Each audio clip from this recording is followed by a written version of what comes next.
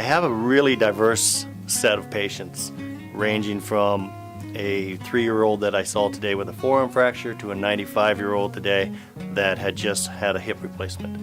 Pretty much any age in between. Like I said, sports injuries, fractures, auto injuries. I do a fair amount of work comp injuries. I still consider myself a general orthopedic surgeon with an emphasis of total joint replacements, hips and knees. And so I do quite a bit of surgery on shoulders, elbows, wrists, hips and knees. Do the joint replacements, do a lot of fracture care work. I think it's really important to be accessible. I have a fairly heavy patient load, but the receptionists up front know if anybody calls in and they have an injury or their child is injured and they need to be seen that same day.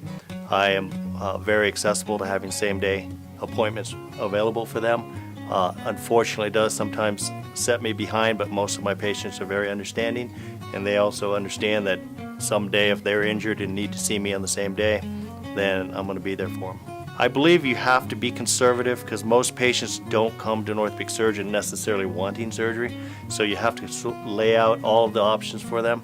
Frequently the options do include physical therapy, injections, medications, home exercises, things that they can do for themselves.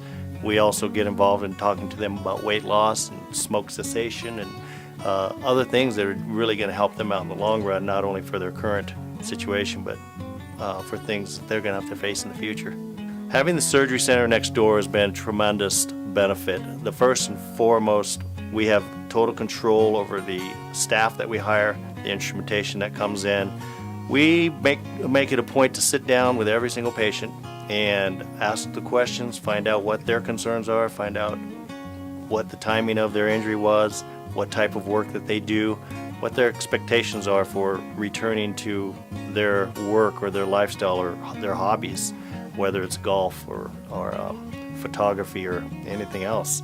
And it does take a good listening ear to ascertain the patient's concern and piece it all together and really try to come up with the most conservative and also the most effective protocol for getting them better.